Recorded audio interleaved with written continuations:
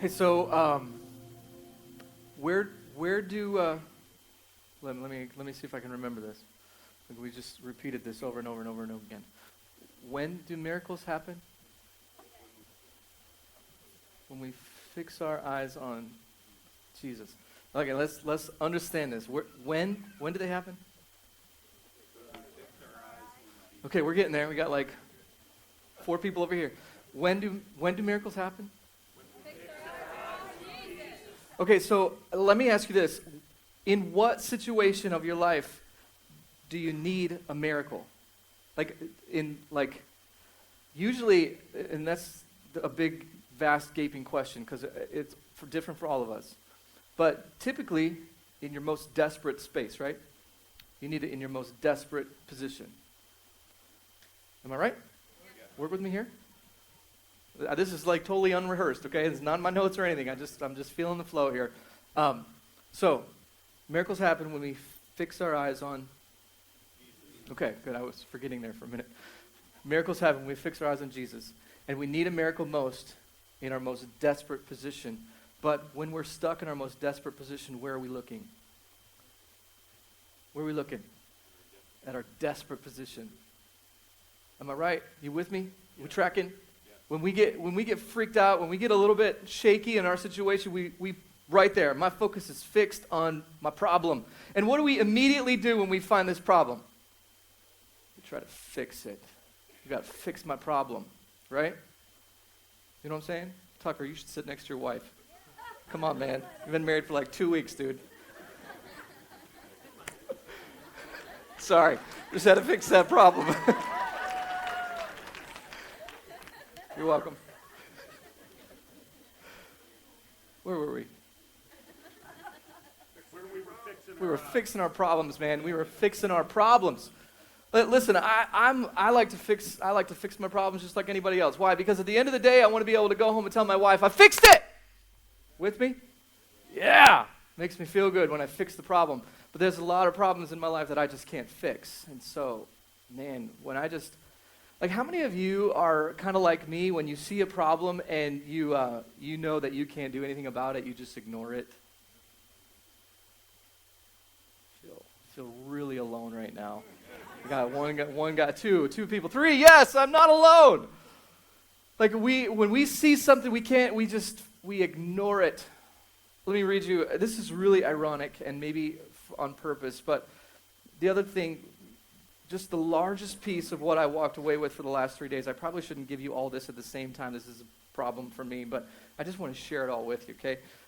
The Lord took me to Hebrews chapter 12 in my little trek away, and ironically, Hebrews chapter 12 says this. Verse number 2, we must keep our eyes on Jesus, who leads us and makes our faith complete. We've got to fix our focus on the miracle maker. Man, on the one who can actually make a dent in the story of your life, in the problem that you're fixated on, and in whatever you're focused on that you can't make any impact on at all. You try and you try and you try and you try, and all you can do is mess it up a little bit more. Man, I want to just gift you today, like this ability to look at Jesus in the midst of your problem and say, that's big and it's glaring and it's hard and it's difficult and it's ugly and I don't know what to do about it, but I'm going to fix my focus on my God, and He can. Can I get a witness? Can I get an amen from somebody that will testify that this is true? Yeah? All right, good. I probably should get to what I'm supposed to talk about today for just a minute. How many of you are grateful for GPS? Like, are you like me in that you rarely go you are? Okay, good. I haven't even said it yet, but I'm glad we're there. All right, like, I don't drive hardly anywhere without using GPS anymore. You know what I'm saying? Are we the same in this? Like, I'll be honest with you. Even when I drive here, depending on where I'm coming from, like if I'm coming from our Chambersburg campus and getting up here, the fastest way to do it is to get on the highway and to come up here. But we know that 81 is a death trap. And so, even though I know the way to get there, if I always check Google Maps first, because it'll tell me, you get that big red line, you know what I'm saying? Don't do that. Don't go there. I know how to get there, but it's not the smartest way, right? It's not the smartest time to do this. Anybody else know this? Are you learning right now? Are you learning how good Google Maps is for you? This is smart. You drive all around the world, Rich. You don't go. What you use, like your iPhone? What do you use for GPS? Yeah. You can't go anywhere without this. We need this. We have to know where we're going and how long it's going to take to get there and all these different things. When we lived in Mexico, we bought a specific GPS to work with Mexico. It had Mexico maps in it. This was back before like the days of iPhone or the days before you could afford iPhone. Remember those days? A long time ago, right? And so we had one of those where you like suction cup to your glass window. I don't have that anymore. It's like in my basement now, and every once in a while it shows up, and my kids are like, "What's this cool thing?" Like, it's ancient, man. It's like it should be in a museum. But I remember when we would cross into Mexico, it was always a game to figure out if it was actually going to be right or not, because like half the roads in Mexico are one way, and they're just, it would tell you one thing on the map, and it would actually not be true. It was kind of halfway there. But I remember there's this like 300-mile stretch between cities where like the next city is our town, Zacatecas, and then where we were coming from, Monterrey, and you could race the GPS. Have you ever tried to race a GPS? Yeah. Isn't it fun? Yeah. I mean, here in these United States, it doesn't really work very well, but when we were driving through Mexico, I could beat it by an hour. I mean, this was good. You can usually gain a minute or two. I could gain a whole hour. It was awesome. It just, like, this is Mexico, let's be honest. You can drive like 100 miles an hour. It's no big deal. Yeah, you can. You can do it. It's not about the dogs, it's about the speed bumps. Because they're like small mountains. But it's really important to be able to know, like, I know where I'm going. And even here, when you got to go to halfway around the world, Rich, in our communities, you're driving all over the place, you want to know, where am I going? What's the best way to get there? Usually we want the shortest, fastest route and the one that I don't have to pay money to do, right? I don't want to pay tolls and all that good stuff. I need to know how I'm going to get there. How do we ever live without GPS? Do you remember those days when you had to pull out a map? Find your way through all this? How many of you love to just be adventurous and you're just like, forget the map, forget GPS, let's just go? Have you ever done this before? Yeah? It is a little bit fun. And then you pull out the GPS when you realize that I'm lost. I have no idea where I'm at or where I wanted to go or what I wanted to get. And then we find our way back. Like, typically that's not because we're busy people and we have an agenda. We need to get from here to there. I need to do it in the fastest time possible. It's really important to know where you're going and how to get there. It's what we call vision, right? If we don't know what our vision is, how do we even know if we're doing anything? How do we even know if we're affecting anybody? How do we even know if we're accomplishing it? If we have no vision, if we're just here, if our purpose is just hang out and have church for a little while, well, we could do that and never actually make any impact at all. We would be here and you and I, we'd have a good time, and then we'd leave and be like, well, what was that for? No idea. But when you put vision at the end of it, when you put direction on the end of that, you actually know along the way how these stories begin to line up, and they actually begin to start telling you and communicating you like you're passing mile markers. And you're actually recognizing the fact that we're making some progress on this vision. We're making some leadway on the direction that we want to arrive at. We're actually going to arrive at a destination. One day we'll get there. And we'll be able to look back and be like, look at all the ground I covered. It's amazing. How many of you have ever driven across Texas from east to west? Anybody? John? Somebody else? Back in your day when you were a musician? Yeah. When you were for real musician? Like, you know how like the mile markers actually like indicate like how far you've been or how far you're going and all that? And you cross into Texas from Louisiana, it starts at what? 930? It's a long way. Man, and it's amazing to be able to get like a third of the way through this and be like, we have so far to go. I'm never going to get there. It's so long. It's so big. When you put vision in front of someone and paint a compelling story, it becomes life-giving. It becomes life-altering. It becomes life-changing. And almost like a magnet that people are like, I see where you're going and I want in. I want to be a part of that. I want to see it. I want to have my fingers in it. I want to be a part of this amazing life-changing movement or moment that you're a part of.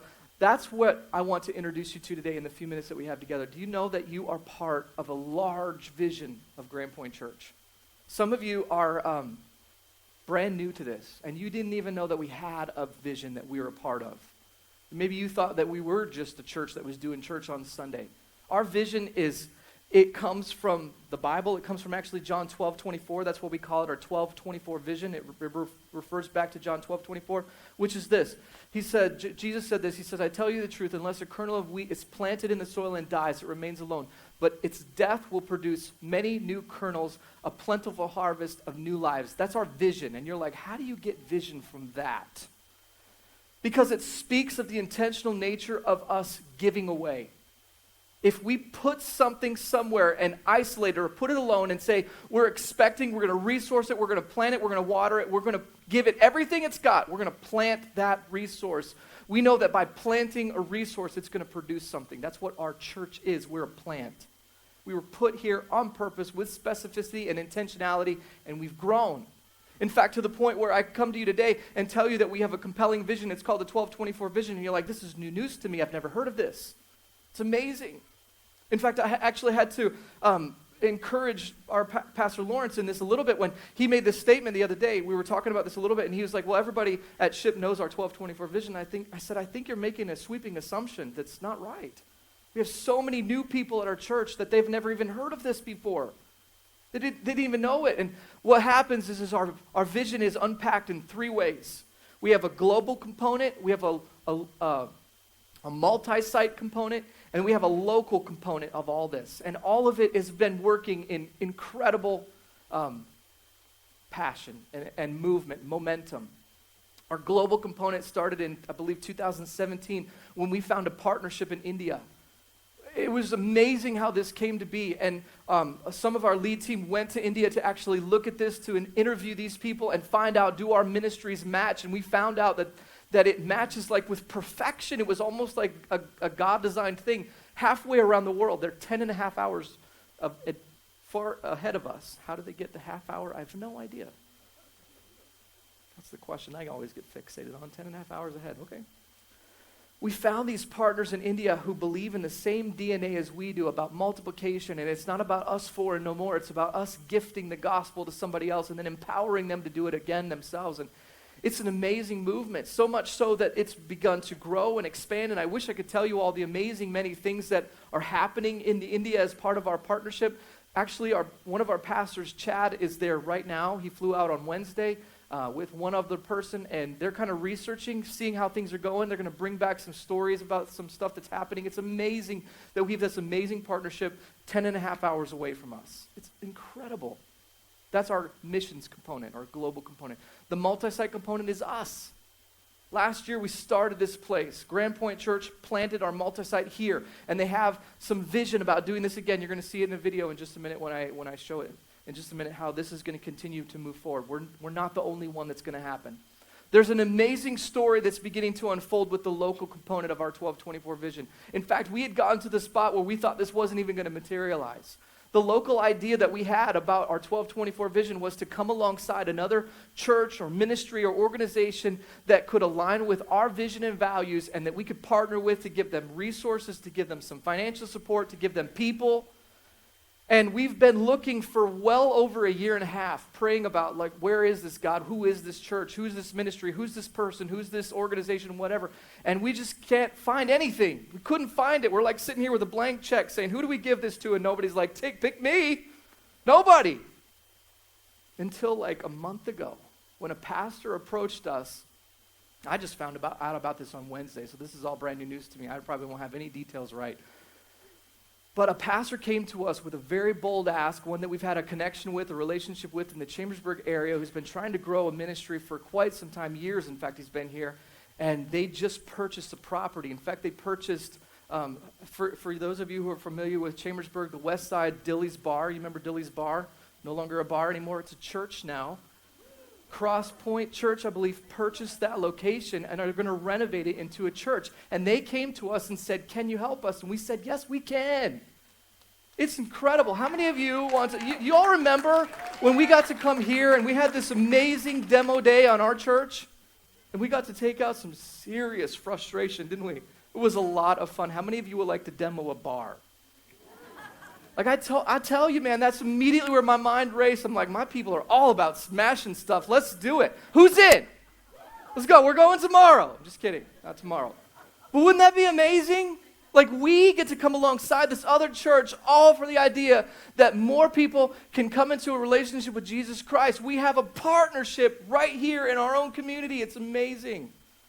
Listen, I got to pause here because I got way more content than I have time for, and you need to see this 6.5-minute video from Pastor Lawrence about the vision of our church. So check this out.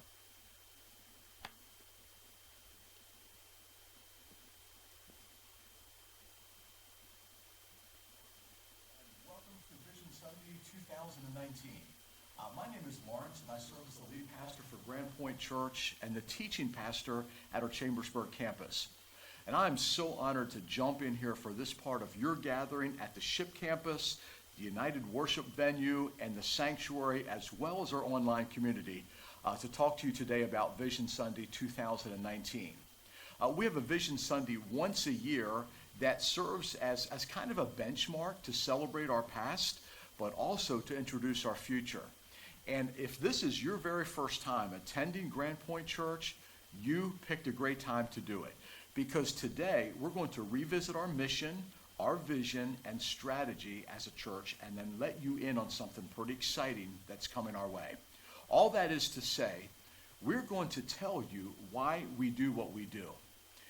Our mission at Grand Point Church goes like this.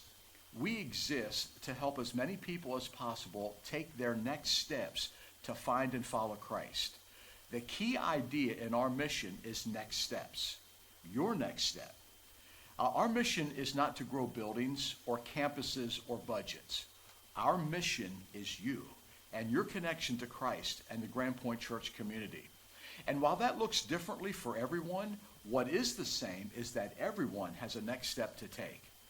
Well, on this Vision Sunday, I want to talk to you about 3 strategic initiatives that we're taking to provide some next step opportunities for you. Number 1, the discipleship ministry is just about to roll out a next steps pathway that identifies the steps of seek, grow, serve, and go. Now, that may not mean a whole lot to you right now, but we are convinced that these are the steps that every one of us must take if we're going to know the full experience of life that God intended for us. So we want to offer these steps to you by making the path as clear as possible. You'll hear a whole lot more about this in the future. Well, the second thing that I want to tell you about today is the launch of a new Grand Point campus in, are you ready for this? Greencastle, Pennsylvania. We had commissioned a team to provide us with a research summary on the next possible places for our next campus. The summary results show that next to Shippensburg and Fayetteville, Greencastle is the community where the greatest number of our members live. So we're planning to launch the Greencastle campus on Sunday, March 21st, 2021. That seems like a long way off, but it's not too early to start planning. So we have a campus launch plan already in place that really gains momentum in January of 2020, but here's what we want you to do. We want you to begin praying about being a part of the launch team for this new campus. Just like we did at Shippensburg several years ago, we would like to identify 150 people to go and help begin this new work in a new community. Now, this is a huge step of faith that still has a lot of unanswered questions, but even if we don't know all the answers, we are very excited and ready to have a conversation with you. The third thing that I want to tell you about today is the beginning of a residency component to our leadership development plan. In the past 3 years, we've offered several internship opportunities that have really gone well for us, but we believe that our next step as a church is to take those leadership development opportunities one step further and bring prospective leaders onto our staff to learn and serve in various areas of ministry, and then send them out to the churches and ministries where God is calling them. The budget that we propose for 2020 includes the ability to hire 2 individuals in 2020 to join the residency program, where they will spend at least 12 to 18 months working within our current ministry, all the while being trained for a full-time ministry role. These will be individuals who have identified a calling to serve in a church ministry position and are willing to be trained by the GPC staff and other community leaders. This residency program is set to launch in January of 2020. We do anticipate that one of the individuals that will enter this program will be the Greencastle campus pastor. Now, I realize that I unveiled some huge initiatives to you this morning. This is risky business, to be sure, and for some of you, this may raise a lot of questions. Please do not hesitate to ask your questions. Pastor Dan, Pastor Kevin, and I will do our absolute best to answer them or direct you to someone who can. Now, let me remind you that all of this falls under the umbrella of our 1224 vision, which comes directly from John chapter 12, verse 24, where Jesus says, unless a kernel of wheat falls to the ground and dies, it remains only a single seed. But if it dies, it produces many seeds. Now, when Jesus said this, he was talking about his own life and how giving it up would result in many lives being saved. But we're going to adopt that same principle for our ministry. And when we do, the multiplying effect begins as we die to ourselves and as we begin to send. Finally, most of you know that what we do here also has a global impact. We have a vital ministry partnership in India that's also expanding in its influence. Currently, Grand Point Church is financially supporting 6 pastors in India and will increase that support as we are able to do that. Right now, on October 20th, 2019, we have members from Grand Point Church on the ground in India. Chad and Nick are there right now, and they'll be spending the next week speaking to teachers and exploring how we can best support them and expand our ministry. I am so grateful for you, our Grand Point Church family, for your connection to this ministry. We're only able to have this kind of an impact because of you. You are a part of something big that God is doing through our collective resources, and we will continue to move forward as God directs us. Thank you for playing a significant role in the story of Grand Point Church. There are more chapters to be written, and we're so glad that you're a part of the story. Isn't that cool? Are you excited to be a part of that? No, don't patty cake about it. Like, be for real. I love it. Listen, here's the deal. I guess I have no time, so I'm not gonna preach anything else that I have for today. I just don't feel like it's the right thing to do. I kind of felt like that in my preparation that God was gonna do something different today. Actually, I have a couple stories I want to tell you, and because listen, the way that vision works is through the proof of stories, right? Yeah. Can we track with this? I get a lot of stories, and I'm so thankful for each one of them. They fuel us. They give us passion to help us to know that it's working, and we can keep moving. We're on track. This is awesome. And so I'm gonna withhold the name of this person who wrote this for anonymity, but it kind of gave me the freedom to do this, sort of. It says this. It says, I don't know the full background of Grand Point, but I actually caught something in one of your messages prior to attending, which really struck me because you all know how hard I push and work on our online church. Yeah? There are so many people that are kind of flirting with who we are as a church before we even walk in the door. And I knew that was going to be part of who we were, and that's why we're trying the best we can to expand our online community like over and over and over and over again. We're going to try to roll that out here in the next couple weeks, months, whatever, and if you want to be a part of it, we're taking names, okay? I just want to know you. So it really struck with me. They said this, caught a couple messages prior to attending, that church planting is such an integral part of kingdom building, which is true, you just saw it. I genuinely feel that everything I experienced was intentionally focused on that. The space itself is so open. I felt engaged from the moment I walked in the door. I met Glenda at the Hub. Who's met Glenda at the Hub? Glenda's amazing. I'm so thankful for Glenda. Is Glenda here today? Yeah, she is? Awesome. Thanks, Glenda.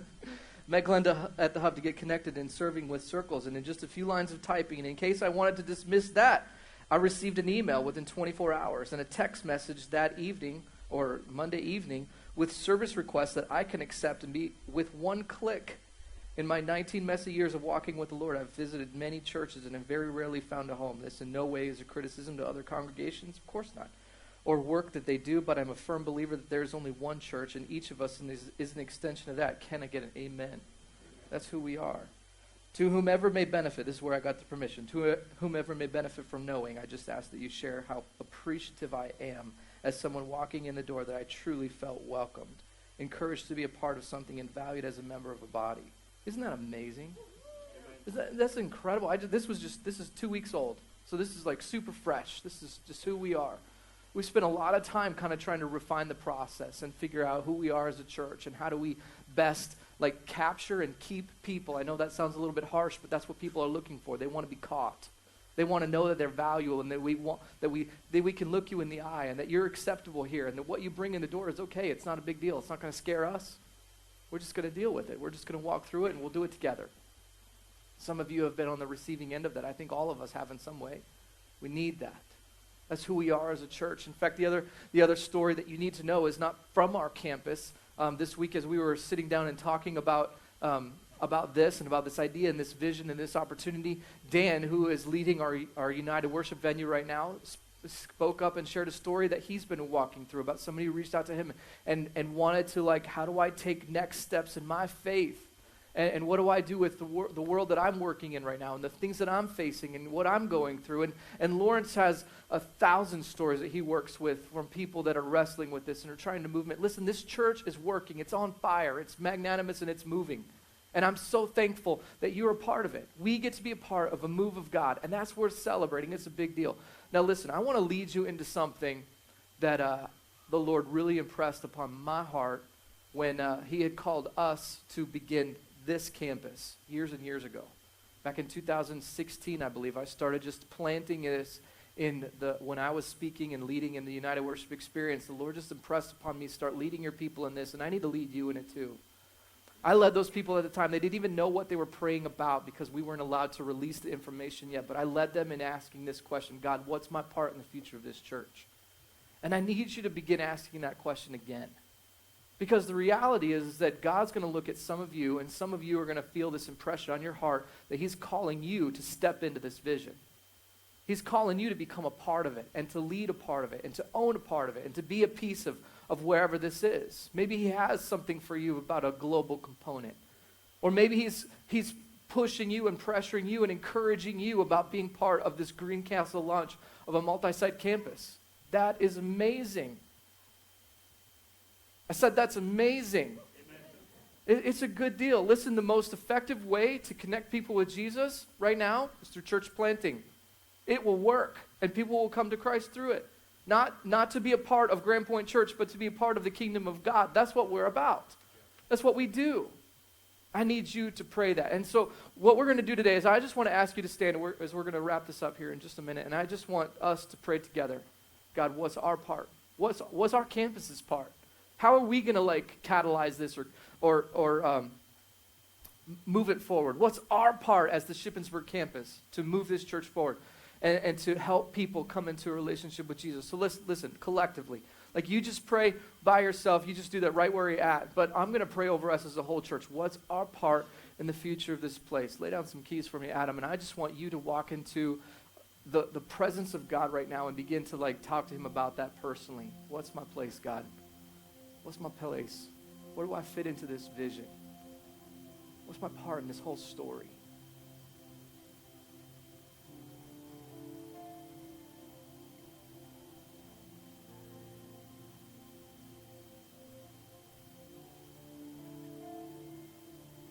God, I'm completely humbled to be able to be a part of this church today. For me personally, aside from me as the pastor, God, for me personally, I look at my life and I'm like, well, why? Why would you choose me to do this and to be a part of this amazing movement, God? Where life change happens, Lord, with effect, with an exclamation point and with exponential effort. It just comes, and we're so thankful today, God, that the life change is evident on every campus today. All of our campuses are moving. Even in our online campus today, God, there's movement happening. And we're so humbled to be a part, God. I'm so thankful, Lord, for a leadership with our elders, with our leadership team who continues to ask compelling and life-altering questions like, where do we go now? And what do we do with the resources that God has given us? And how can we put a little bit more into that? Lord, we're so thankful that it's not about building this kingdom, but it's about building your kingdom, God. And it's just amazing that we get to have just a piece of that process, Lord. And so we, as this collective Shippensburg campus of this amazing church, Lord, we look and we ask you, God, what's our part in this? How do you want us to encourage and to move and to and to gift some of our resources that we have, whatever that looks like, I don't even know. But God, how do you want to use us to expand the kingdom of God here in our community or globally or regionally, Lord, with this Greencastle piece? Lord, what do you want us to do in this? I just pray, Lord, your Spirit's movement over each one of these people that are here today, that you would just touch and affect them personally, to help them to know what they're a part of and what their place is in the future of this piece.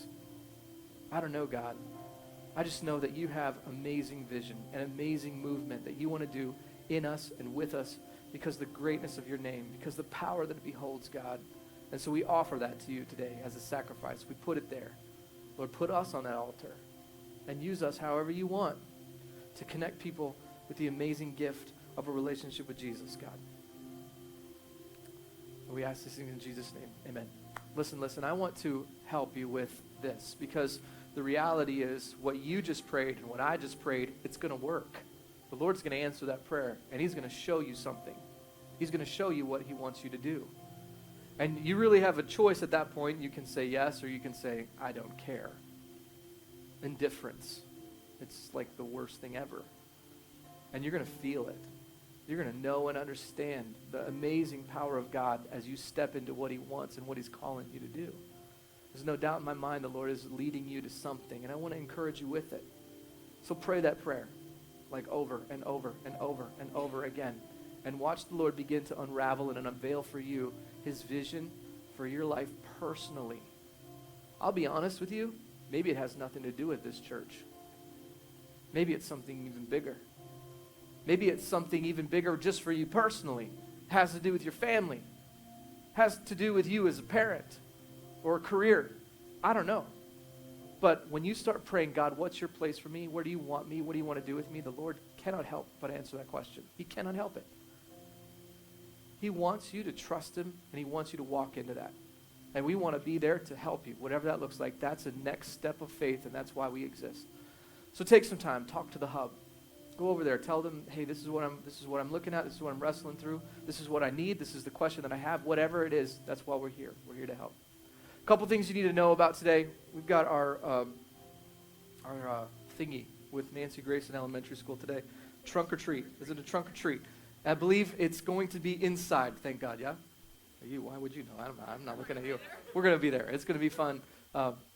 It's going to be a good day. I promise you that. It's a good #4Ship community outreach thing that we're going to do. So that's awesome. What else do they need to know about? Circle 60s tonight, yeah? Right here in this room. It's going to be a big deal. It's a lot of fun. If you got young people, they need to be here. They're going to have a good time. That's all I got for you. Just have a good day. Connect with your people. Say hi. Hang around. There's coffee in the back. There's another service that's going to happen in a little while. It's going to be just like this one.